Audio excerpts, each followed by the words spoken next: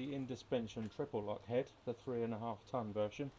We have our Fort T Hitchlock to fit this head. This is supplied in two parts. We have the red outer and the silver inner.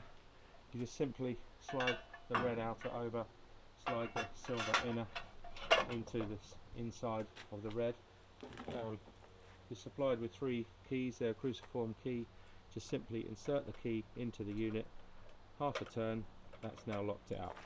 That's now locked onto the unit. So the inner plate can be fitted either way round.